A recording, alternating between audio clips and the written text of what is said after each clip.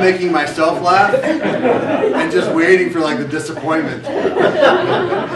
So, with that, Amy, I will introduce you as the director of the Redmond campus to come up and introduce our guest speaker, Dr. Laurie Chesley. So, come on up.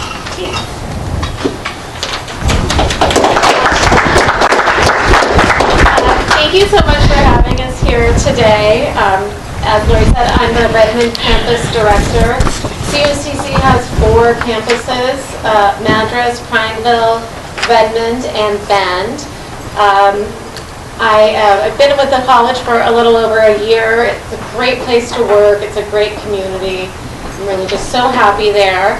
And I wanted to share that you can come and join me. We are recruiting for part-time faculty to help staff and teach courses at our branch campuses in Redmond, Madras, and Prineville. So if you have a business degree, a master's in humanities, if you've taught maybe high school level math, or have some sort of interesting experience, come and talk to me. I'd love to tell you more about how you could also be a part of the Bobcat team. And then it's my pleasure to introduce Dr. Laurie Chesley, our fearless leader and president, and she's going to tell you all about the good news happening, not just in Redmond, but throughout the college with enrollment and workforce development. Great. I will do that. And Laurie works. Just Laurie. Thanks, Amy. Yeah. And there's good stuff happening at the college, and I'm particularly thrilled to be here on a day when enrollment is up, because it's been a while since we've had that happen. So one of the things that I chatted about a lot when I came to Central Oregon 4 years ago now is all of the opportunity I think we have at the college to be even more responsive in the areas of workforce development. And so we've been busy working on that, and we have not been sitting around and eating bonbons during COVID. We've been getting a lot of good stuff done.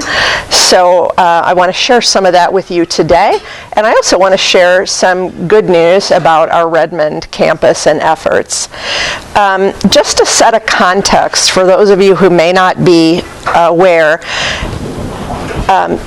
in the past year, 22-23, our total head count was approximately 12,000 students.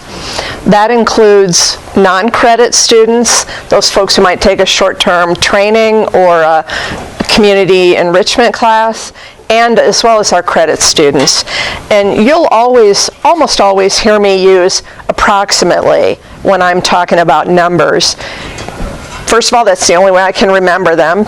And secondly, I'm an English teacher by training, so math was not my strong suit. Now, of those approximately 12,000 students, approximately 38% when they come to us state that their desire is to get a transfer degree. So they want to go to U of O, they want to go to OSU, and they want to do the first 2 years with us. And Colorado, I'm sure there's some humor in the Colorado thing, but maybe some want to go to Colorado. No, that has to do with the duck football team. Okay. I'm delighted when they get beat. Okay. I am agnostic on football, so we're going to be fine. About 30% are in transfer programs, and about 25% take career and technical education training. What is the other group made up of? People who come undecided, folks who might want our very general Associate of Arts in General Education. So we have, since the focus today is workforce development, we have about 50 certificates and programs that people can enroll in career and technical education, and that doesn't include our short-term non-credit workforce training. So we like to think we have a lot to offer, and there you go. This fall, the good news is, and candidly, I'd like to say it's just good news for us because we're so special. We are special, but enrollment is up in community colleges in the state of Oregon. And we're really glad to see that. And to what do we attribute that? Well, we haven't had a chance yet, classes start Monday, to really dig down into the numbers and do some analysis. But we think there are a number of things that are leading to that. We think it's some of our added emphasis and opportunities in workforce development. It's great staff. And those I think have helped. And it certainly doesn't hurt any that our foundation this year has awarded $2 million in scholarships for students to go to college. And that is all the generosity of Central Oregon citizens. And we're really, really proud of that. We have the largest foundation amongst community colleges in the state. So I want to chat a little bit about these topics today, all of them workforce related. I'm going to start with healthcare. We all know that in Central Oregon there's a terrific need for more healthcare workers of all kinds. And we've really been trying to do our part to meet that need and to work in partnership with St. Charles Health System to make more happen and to train more workers. And so I want to tell you about, since fall 2021, we have added 16 additional seats in our nursing program. Now, you may say 16, that doesn't sound like a lot. Well, it is. And the reason it is because we have some limitations given our area and our population on all the places that students can do their clinical training, which is a part of a nursing degree. So 16 was actually a pretty heavy lift for us. So now we can graduate up to 56 students annually. And we're pretty pleased with that. So is St. Charles. We also are expanding our campus in Madras. And so we plan to add 8 more seats when we are able to start that cohort. Fall of 2025 is our target date right now. It could get pushed back a little, but we're pleased to be offering nursing in Madras, and I'll say more about that a little bit later. Again, we value our partnership with St. Charles Health System, and we also train certified nursing assistants. We graduate just at COCC alone, 10 to 20 students in that field each term. And but we're not done there. Several local high schools we offer that program in, and I believe in Redmond we do. Ridgeview, am I right? At Ridgeview High School. God, she knows everything. We also partner with St. Charles to offer our CNA program at the hospital, and what they are doing is targeting promising workers who want to take that first step into a healthcare field, move up in terms of salary, and so we offer that CNA program at their facility, and we and they together graduate about 70 certified nurses assistants annually. We also offer a medical assisting program and graduate up to 32 medical assistants a year. And we're exploring offering medical assisting at St. Charles in the same sort of program we're using for CNA. So we're trying to help. We're not only expanding existing programs, though, we're developing new ones. And one of the programs that the pandemic has really highlighted the need for is community health worker. And if you're like me, you didn't know what community health worker was until you heard it. It's a public health professional, someone who's typically very grounded in their local community, who helps people navigate all of the systems associated with healthcare. And if you've ever dealt with your insurance like I've dealt with mine, or dealt with tests and all those different things, you could use a translator probably, and we're probably better able to manage those systems than many folks. But that's what this program does. And we are Oregon Health Authority certified to offer this training. It's an 80-hour training.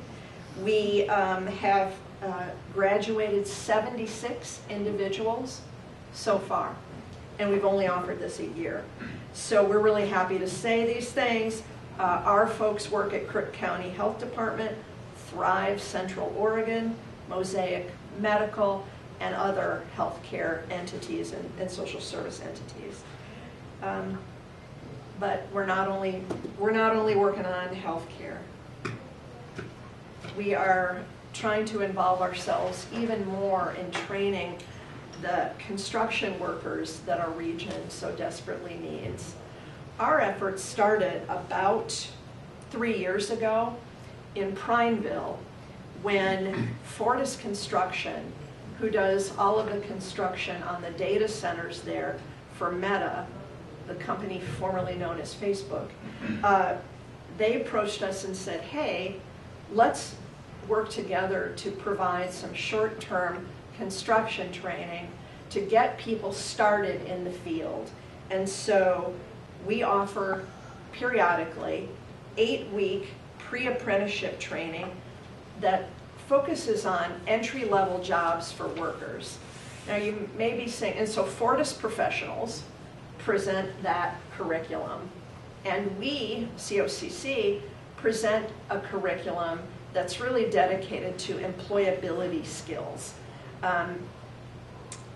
You know, being on time, some basic math, communication, interpersonal relationships, which all of our employers tell us they really need.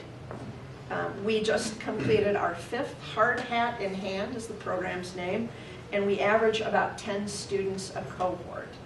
After they finish in 8 weeks, if they finish successfully, they're guaranteed a job at those sites doing construction work. And it is the coolest graduation ceremony ever. There is no flipping of a tassel. They are awarded their Carhartt jacket. And it's just totally cool. And really, you know, life-changing for those students. We're also becoming more and more involved in other pre-apprenticeship opportunities, which again is a short-term training designed to get somebody ready to do very basic work on a construction site. And so we're working with a number of employers like Kirby Nagelhout, SunWest. We are BOLI certified to do these pre-apprenticeships. We've got some great partnerships with folks like Heart of Oregon and East Cascade Works. And the Central Oregon Builders Association, using ARPA money, gave us a really, really cool gift that's going to let us spread that work more readily throughout Central Oregon. They funded for us a pickup and trailer and equipment to put inside to take our pre-apprenticeship program on the road, serving more rural areas, serving high schools. So we're pretty excited about that as well. I don't know if I'm flipping my slides. There we go. But we're not just doing, but we're doing more. Not just, outdoor or healthcare programs. We've created some programming in the past year in graphic design and illustration. Got some amazing go-getter faculty creating programs and job opportunities for students.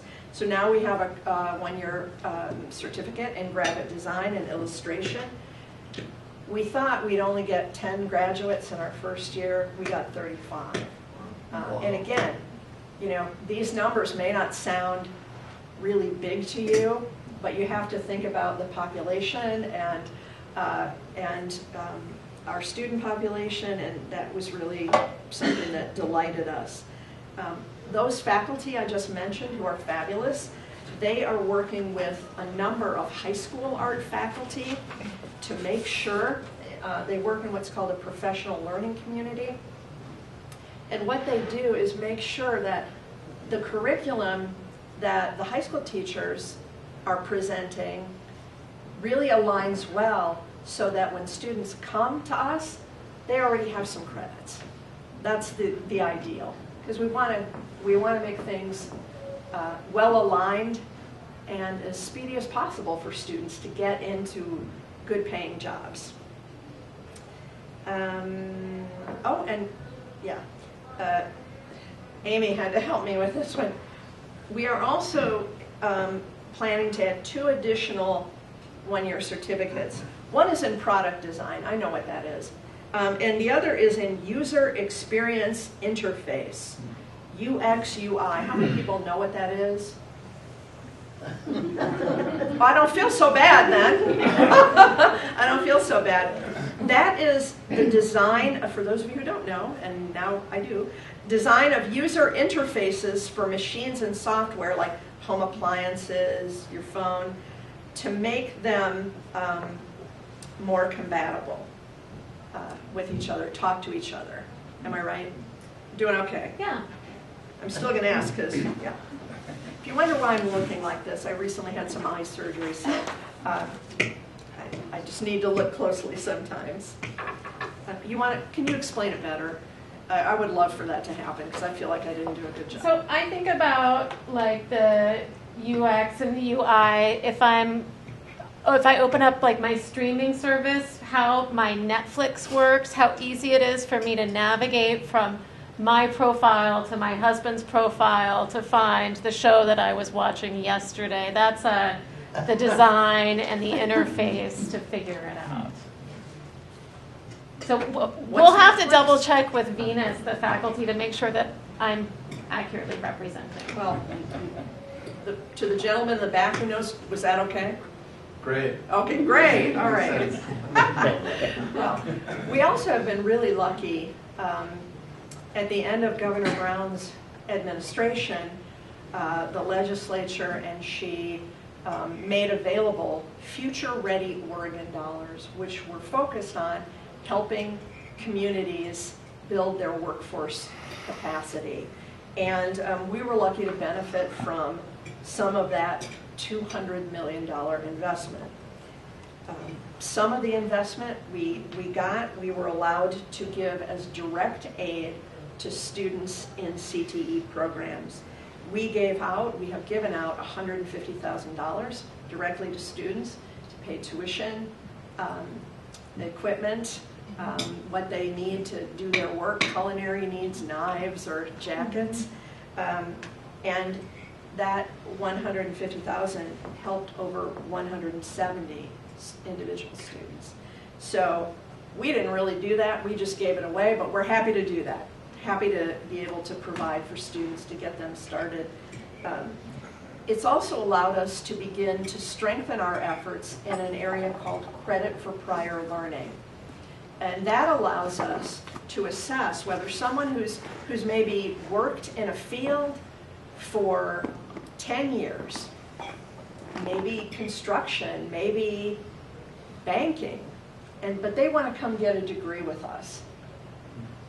Can we equate that experience that they've gained, which is really valuable, to credits that put them ahead of the game as they seek the degree they want? We think that's really important to honor the learning that adults already have when they come to us. So we're pleased to do that. And some of that money has gone to our Redmond campus, but that's my last point. I want to talk about Madras. The stars really aligned for us in many ways with our Madras campus. We are building a new 24,000 square foot building in Madras. The primary reason we are able to do that is that the Bean Foundation gifted us the land on which we can do that. And we are so grateful for their generosity. They just said you have to use it for an educational purpose that we think is good for the community. Well, the programs we are putting in that facility are nursing, certified nursing assistant, medical assistant, and early childhood education. So we're going to be training the workers in areas that we have such a desperate need in. But that's not all. We're also partnering with a third-party childcare provider. So we're not offering the childcare, they are. It's the Children's Learning Center that will add 100 seats in that community and its environs. Childcare, 100, I should say slots, not seats, they're little kids. Childcare slots to that community. We are so excited about this project. Our early childhood education students are going to be able to do some of their lab work, essentially their clinical work, in that child care center. It's going to be way cool. And we are busy working on funding for that campus through a mix of federal, state, some institutional dollars and private foundation dollars. We'll also probably in the winter be launching a public capital campaign. The total cost is about $18 million. Now, you want to know after I talk about Madras, well, what's going on in Redmond, right? I get that. We think there's a lot of untapped potential for COCC in Redmond as well. We really don't need, though, a new building. Although enrollment's up, we have a lot of unused capacity. So we're not going to go to the state and ask for money to build a new building. But we did go to the state to ask for money to upgrade and expand our manufacturing and advanced technology center.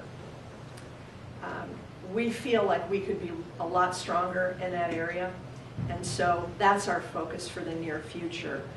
We were given $4 million from the state to do that work. We've already started the preliminaries, and we've used Future Ready Oregon dollars for that. So we've hired a consultant to let us know where we could do a lot better and what kinds of things we need to change. And we're happy to have that advice because now we have a direction. And we hired an architect to draw some very preliminary plans of what it would mean to expand and renovate Building 3. Some of you have been on our campus, that's the one at the far end. There are 4 buildings. There are 4 buildings. But it's Building 3. it's Building 3. Yeah. It's very confusing. It's Redmond Tech and then 3 buildings. You guys gonna get any DC fast charging at any of the locations? Pardon me? Any DC fast charging likely to be put in those locations anytime soon for electric vehicles? Oh. We have a charging Yes. station in You front have, of you the... have AC, Oh. it's very slow, not good for commuters, Oh, but anyway. I'll make a You know, note. one of our... They're free to install. The reason I'm saying something, Yeah. Please. my good friend is the efficiency coordinator for for all of Oregon for Department of Corrections, and you can get those chargers installed for free. And for anybody commuting with electric vehicles, level 2 charging, it's AC, is not fast enough, and they can't charge the time they need. So you should have at least 2 or 4 on each campus location, Okay. and there's money to get them for free. Super. Thank you very much. Level 3. Yeah, I know we've put, I didn't recognize the name you were Better using. I was state. calling them EV chargers. Am I way behind? Probably. But thank you for that because we didn't know. Yeah. Well, as you're building new buildings and doing renovations, that should be, Yeah. because it's hard to get the power where you need to after the fact. You're cutting up pavement and everything, you've got to plan it up front. Great, thank you very much. So, enrollment. I said earlier that the college as a whole is up in head count. Not all those students take a full schedule, but it's up in head count. Enrollees, 21% this fall. The Redmond campus is up 15%. And we're really happy to see that. I'm sure it's all due to Amy and her staff, because they are good. I'm not kidding when I say that. We have been, since the Great Recession, 2011, when our enrollments peaked, we've been on a pretty steady and gradual decline. That is not only us. It's a nationwide community college trend, because what we know is that when the economy is bad, enrollment is good, because there's a lot of government money, frankly, to go back to college. for retraining specifically, upskilling. And folks are saying, I don't want to be in this spot again economically, I want to make a change. So when the economy's good, our enrollment's down. We don't wish for bad economy, we don't. And of course we saw in COVID an even more precipitous decline, even though our faculty managed to offer all of our classes, I'm not going to say all, the vast majority of them in some sort of technology-assisted manner.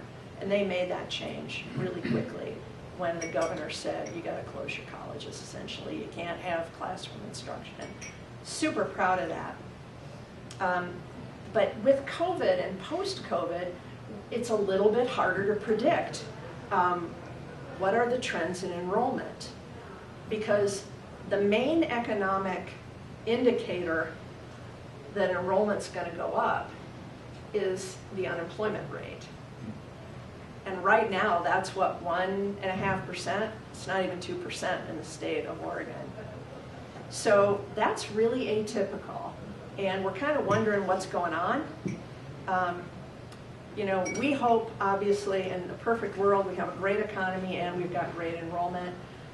And we continue to look at new programs, to look at the populations we may not be serving as well as we could, and promote access for students. And I see you standing up, and I am taking the message. Did I talk too long? You're good. Okay. I just want to, if there's... Well, that's what I had to say, so I'd love to answer questions if I can, and Amy too. I've got a question. We have a program, and I'm assuming it's with the airport, for training new pilots. Now, is that something that COC could adopt? Yeah. We actually have an aviation program for fixed wing and helicopters and drone use of drones. That is actually run out of the Bend Airport. Yeah, but it's a very robust program, well enrolled. A lot of veterans come to us to take that program. My son's in the program right now. Yeah? I hope he's having a great time. Does he have Carl Baldessari? No, he's with Amy. Okay. She's great too. Yeah. Got some great faculty in that area. No, Not not that. me, not me. Are there other partnerships like the Meta Fortis that you're trying to forge? If so, kind of what other industries? I know you mentioned manufacturing, but are there other employers that you can speak of, or other partnerships like that you're trying to form? Yeah, I can tell you some that exist. For instance, we have a vet tech program in Redmond, and we partner with the Brightside Animal Hospital. There are a lot of other partnerships we have because that's how we want to work. It's obviously beneficial for all.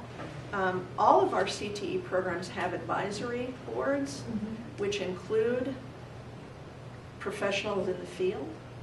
And as part of our manufacturing,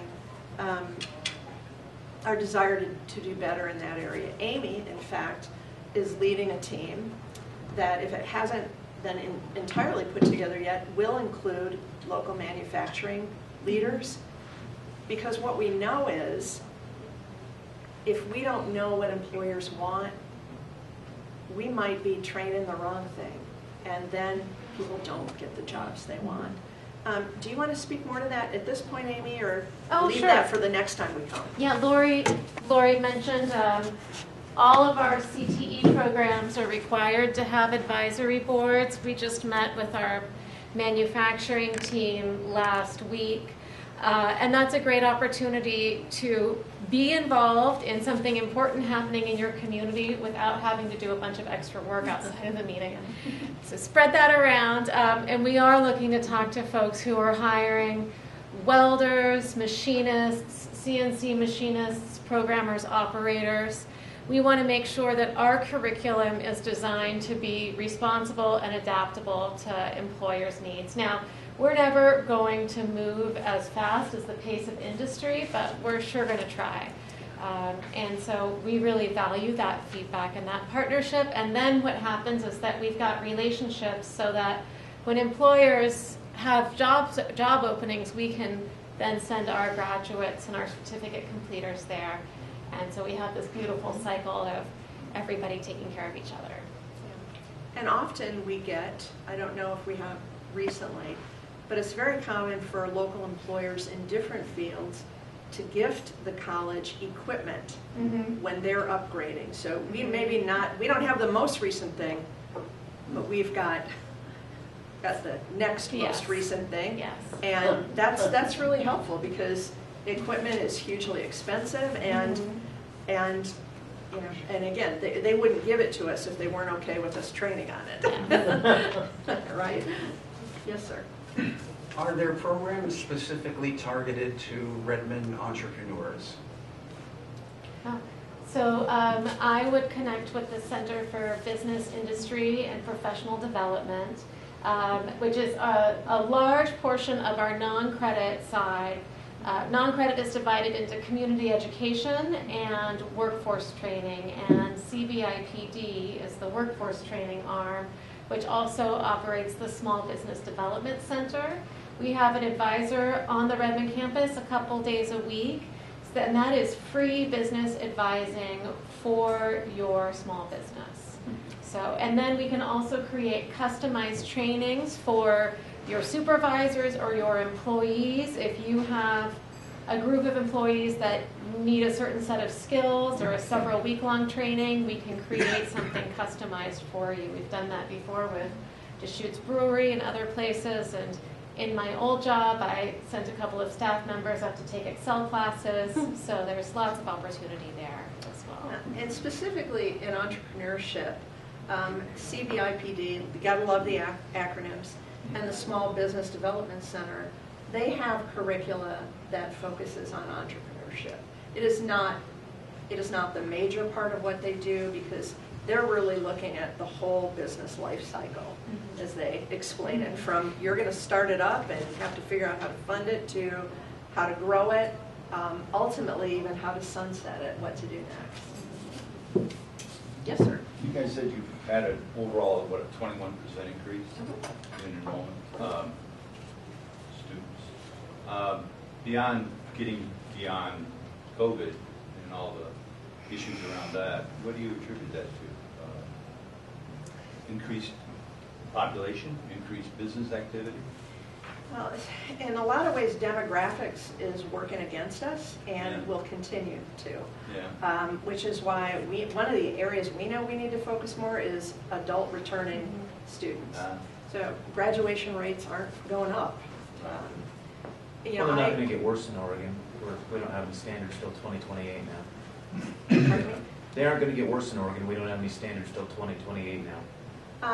It's not necessarily skill level, it's the number of students who are in high school and going through the pipeline. Because they'll all be given a degree now. Yeah. So your question, and I forgot to mention, did I say 540 students this fall in Redmond? Oh, cool. So we like that number. I would attribute it to a number of things. Again, it's hard to figure out because employment is high. I think it has to do, you know, one of the things about community colleges is we have very diverse student populations, and in every sense of the word.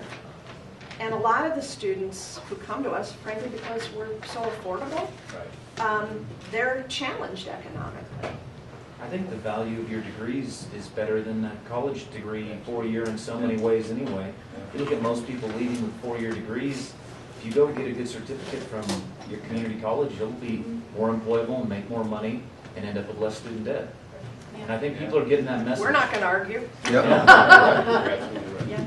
I think that's a great point. Well, you guys should be saying it to every high school kid. They don't need to go to a 4-year college and have $100K in student debt and then ask us to forgive it because they're getting $30,000 a year. Anyway. Believe me, it's a recruiting point for us. Yeah. I think some of it is life has just settled down for a lot of people who has finally settled down for a lot of folks whose lives were really complicated. Again, I think it has some things to do with our marketing I think it has some things to do with some non-credit programs we put together, new programming. Right. So I think it's probably complex. Cool, that's great. Thank you. One last question, Olin? Sure. Do you have a question? No? Okay. Thank you, Bill. Just a juniper turned. Oh, that's so hand clever. turned Thank this you. afternoon. Oh, thank you so much. Thank you very much. Thank you for having us. Thank you for having us. Oh, listen, we have Decided to get us. All right, I will go ahead and dismiss us here, but stick around if you have questions. Further. That's how.